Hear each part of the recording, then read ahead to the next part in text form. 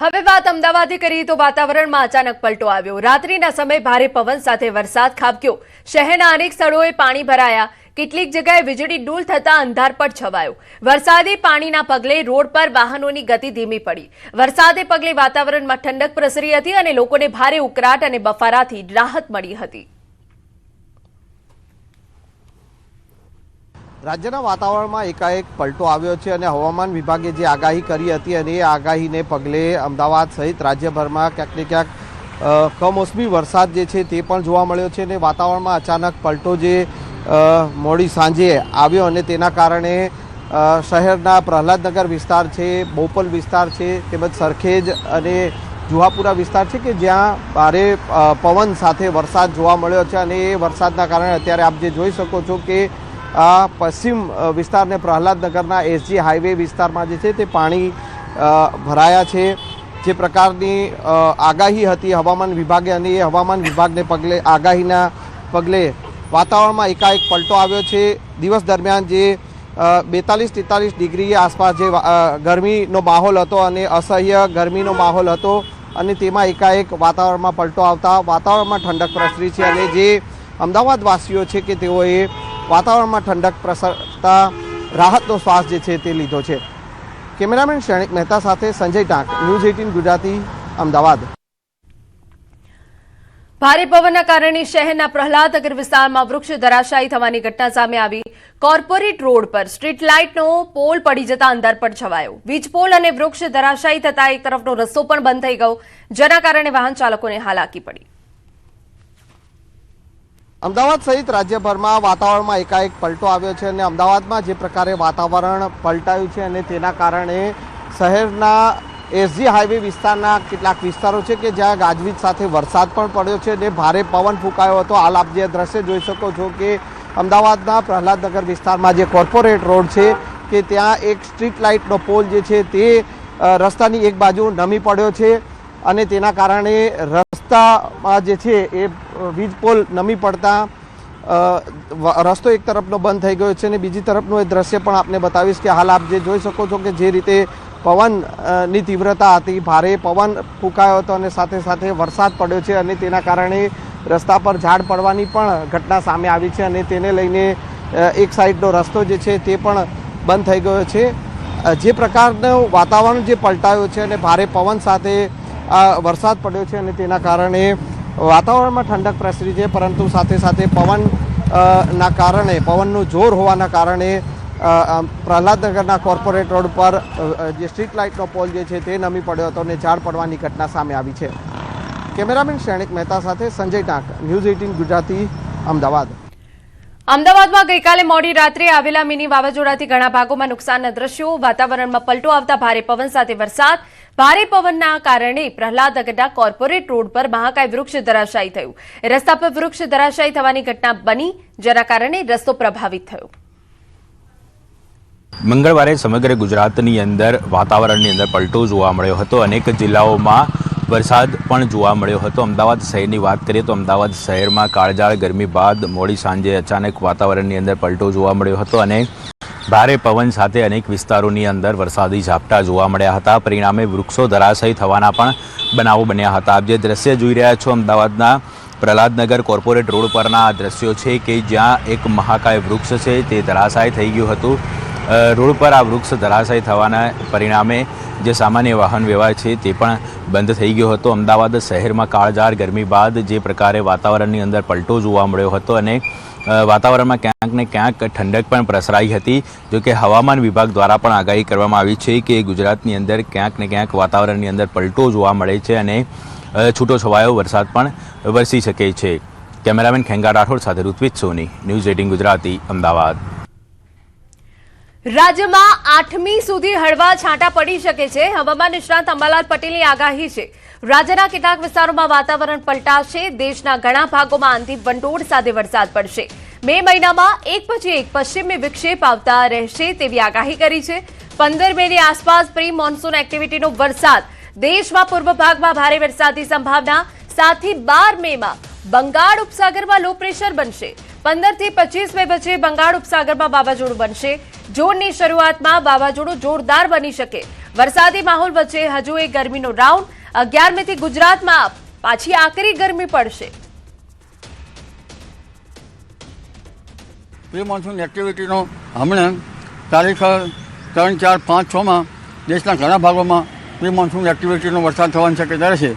ગુજરાતમાં પણ ધીરે ધીરે લો ક્લાઉડ બનશે તો લગભગ તારીખ 5 થી 8માં ક્યાંક પ્રી મોન્સૂન એક્ટિવિટીનો વરસાદ થવાની શક્યતા રહેશે.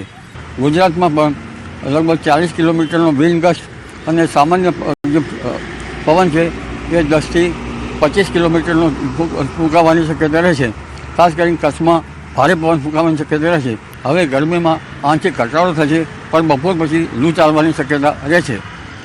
ઉલ્લેખનીય છે કે અત્યારે ગરમી ઘટવામાં છે પરંતુ ધીરે ધીરે તારીખ 11 થી 20માં પુનઃ એક્ટિવિટી શરૂ થશે અને તારીખ 11 બાદ આગ જેટલી ગરમી ફરી પુનઃ થવાની શક્યતા રહેશે. જોકે વાદળો તો સવારે એવા આવતા રહેશે પણ બપોરે એકદમ વાદળો જતા રહેતા ગરમી જબરજસ્ત જણાશે. 8 થી 12, 13માં બંગાળ ઉપસાગરમાં પણ સક્રિય થશે અને બંગાળ ઉપસાગરમાં લો પ્રેશર બનવાની શક્યતા રહેશે. તારીખ લગભગ 15 તારીખથી 25 મે વચ્ચે બંગાળ ઉપસાગરમાં એક વાવાઝોડું બની શકે. જો તેનો માર્ગ મ્યાનમાર તરફ હોય તો લગભગ ભારતના ભાગમાં ઓછો વરસાદ આવી શકે. તારીખ જૂનની શરૂઆત સુધીમાં બંગાળ ઉપસાગરમાં વાવાઝોડા બનશે અને એક સખ્ત વાવાઝોડું બનવાની પણ શક્યતા રહે. કેદારનાથ ધામમાં ભારે હિમવર્ષા. આજે 17,000 શ્રદ્ધાળુઓએ દર્શન કર્યા, જેમાં અત્યાર સુધીમાં 3,44,000 શ્રદ્ધાળુઓએ દર્શન કર્યા છે. કેદારનાથ ધામમાં આજે પણ ભારે હિમવર્ષા થઈ રહી છે. સતત હિમવર્ષાથી ઠંડીમાં વધારો થયો છે, પરંતુ બાબા કેદારનાથના ભક્તોનો ઉત્સાહ હજુ પણ ઓછો નથી થયો. આજે મંગળવારે 17,000થી વધુ શ્રદ્ધાળુઓએ બાબા કેદારનાથના દર્શન કર્યા. 22 એપ્રિલે કેદારનાથ ધામના દરવાજા ખુલ્યા ત્યારથી 14 દિવસમાં કુલ 3,44,000 શ્રદ્ધાળુઓએ દર્શન કર્યા. વરસાદ અને હિમવર્ષા છતાં શ્રદ્ધાળુઓ દરરોજ બાબાના દર્શન માટે આવી રહ્યા છે. કેદારનાથ ધામમાં હાલમાં સતત બરફવર્ષા વચ્ચે પણ ભક્તોની શ્રદ્ધા અડગ છે. ભારે ઠંડી અને બદલાતા હવામાન વચ્ચે યાત્રાળુઓનું દર્શન માટેનો પ્રવાહ યથાવત છે. ભક્તોને કોઈ મુશ્કેલી ન પડે તે માટે સ્થળ પર પોલીસ બંદોબસ્ત ગોઠવાયો. જિલ્લા પોલીસ મુજબ અત્યાર સુધી 17,357 ભક્તોએ બાબાના દર્શન કર્યા. ભક્તોના અવિરત પ્રવાહ વચ્ચે હવામાનમાં સતત બદલાવ જોવા મળી રહ્યો છે. ક્યારેક વરસાદ તો ક્યારેક ભારે હિમવર્ષા જોવા મળી રહી છે. આ તરફ વાત કરીએ ઉત્તરાખંડમાં પ્રસિદ્ધ શીખ ધર્મસ્થાન હેમકુંડ સાહિબના દરવાજા 23 મેના રોજ ખુલી રહ્યા છે. તૈયારીઓ પૂર્ણ થઈ ગઈ છે. વહીવટી અધિકારીઓ તૈનાત કરવામાં આવ્યા છે. ગુરુદ્વારા સમિતિ, સ્થાનિક વહીવટીતંત્ર અને પોલીસની ટીમો મુસાફરી વ્યવસ્થાની સમીક્ષા કરવા માટે હેમકુંડ સાહિબ ખાતે સતત પહોંચી રહ્યા છે. હેમકુંડ સાહિબમાં હવામાન હજુ પણ બદલાઈ રહ્યું છે અને હવામાન બદલાતા બરફવર્ષા થઈ રહી છે. આમ છતાં દરવાજા ખોલવાની તૈયારીઓ ચાલી રહી છે. અને હવે વાત પરિશ્રમના પરિણામ પર.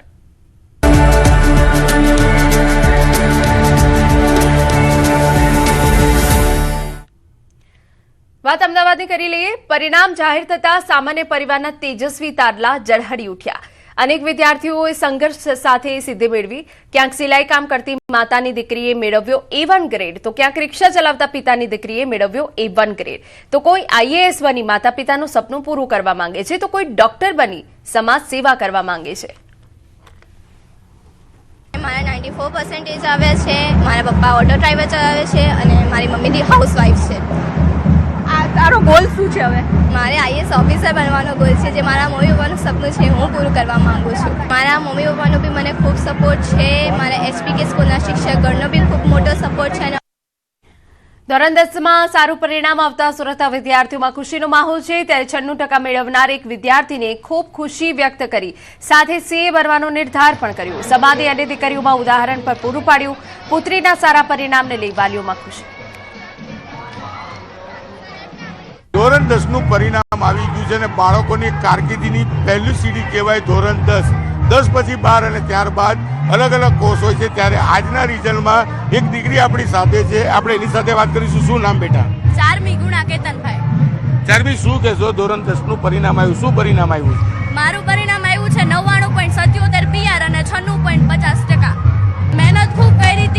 લોકોનો ખૂબ સપોર્ટ હતો, આશાદીપના ટ્રસ્ટી, સ્કૂલનો ખૂબ મહેનત અને દિવસ રાત મહેનત કરી છે. આગળ મેં સીએ કરવાનો વિચાર કર્યો છે.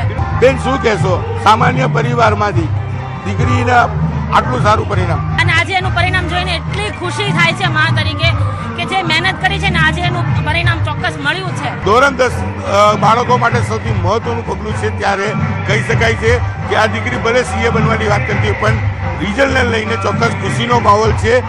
કેમેરામેન જીગર ગુગલ સાથે કીર્તેશ પટેલ, ન્યૂઝ 18 ગુજરાતી, સુરત. રાજ્યમાં ધોરણ 12ના પરિણામો જાહેર થતા ખુશીની લહેર ફેલાઈ, ત્યારે વિજ્ઞાન પ્રવાહમાં 84.95% અને સામાન્ય પ્રવાહમાં 94.70% પરિણામ સાથે નર્મદા જિલ્લાએ ઉત્તમ પ્રદર્શન કર્યું. આ પરિણામમાં સૌથી પ્રેરણાદાયક વાત એ છે કે નવદુર્ગા હાઈસ્કૂલમાં ભણતી દીકરી કે જેનો પરિવાર દાબેલી અને વડાપાઉંની લારી ચલાવે છે તેને 91.36% સાથે સમગ્ર જિલ્લામાં પ્રથમ સ્થાન મેળવ્યું અને ગરીબ પરિસ્થિતિ હોવા છતાં મોટી સિદ્ધિ હાંસલ કરી. રાજપીપળા અને ડેડિયાપાડામાં પણ વિદ્યાર્થીઓનું સારું પરિણામ નોંધાયું. રાજપીપળામાં 578 વિદ્યાર્થીઓમાંથી 496 વિદ્યાર્થીઓ, જ્યારે ડેડિયાપાડામાં 259માંથી 215 વિદ્યાર્થીઓ પાસ થયા. જ્યારે સ્વામિનારાયણ ગુરુકુળના વિદ્યાર્થીઓએ બીજા, ત્રીજા અને ચોથા ક્રમે આવી શાળાનું નામ રોશન કર્યું. વિદ્યાર્થીઓ પોતાની આ સફળતાનો શ્રેય શિક્ષકો અને વાલીઓને આપ્યો. આપણી શાળામાંથી માછી વિશ્વા એ સમગ્ર નર્મદા જિલ્લામાં ગ્રુપ બી માં 3જા ક્રમાંકે, માછી સ્મિત 4થા ક્રમાંકે તથા વસાવત સંજના એ સમગ્ર ગ્રુપ એ માં જિલ્લામાં 8મા ક્રમે આવેલી છે. કે મારા આ જે બાળકો પરિણામ લઈને આવેલા છે તે વગર મોબાઈલ અડીએ અને વગર સોશિયલ મીડિયાનો ઉપયોગ કર્યા લોકો રિઝલ્ટ લાવેલા છે. તો દરેક વાલીશ્રીને નમ્ર વિનંતી છે કે આપ પણ તમારા બાળકોને કોઈ મોબાઈલને કે સોશિયલ મીડિયા યુઝ ના કરવા દો, જેથી એમનું પણ પરિણામ ખૂબ સારું આવે, જેથી એજ્યુકેશનમાં તે વધુ ધ્યાન આપી શકે. હું આગળ જઈને એન્જિનિયરિંગ લાઈન લેવા ઈચ્છું છું અને આટલા સારા ટકા અને આટલા સારા પ્રોગ્રેસ પાછળનો બધો શ્રેય મારા ટીચરો, મારા માતા પિતાને જાય છે. તેમને મને ખૂબ મહેનત કરાવી છે અને હું આ વર્ષે સફળ થઈ. આટલું વર્ષ બધા ટીચરો એ મને બહુ જ મહેનત કરાવી છે અને બહુ જ હેલ્પ કરી છે. અન્ય સમાચાર પર નજર કરીએ. ચૂંટણી પહેલા પંજાબમાં બ્લાસ્ટની ઘટનાઓ. 2 અલગ અલગ જગ્યા પર બ્લાસ્ટ થયું. અમૃતસરના ખાસા વિસ્તારમાં આર્મી કેમ્પ બહાર બ્લાસ્ટ, જાલંધરમાં બીએસએફ હેડક્વાર્ટર બહાર સ્કૂટીમાં બ્લાસ્ટ. બંને જગ્યાએ સુરક્ષા એજન્સીઓ તૈનાત. પોલીસ અને ફોરેન્સિક ટીમ તપાસમાં લાગી. ઘટનામાં કોઈ જાનહાનિના અહેવાલ નથી. વિસ્તારથી વાત કરીએ.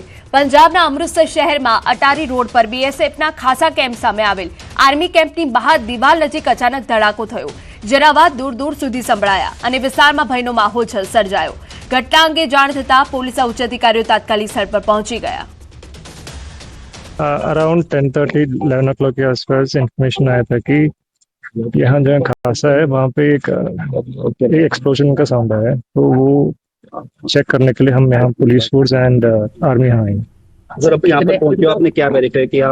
FSL टीम भी आया है, मतलब बॉम्ब डिस्पोजल टीम भी चेक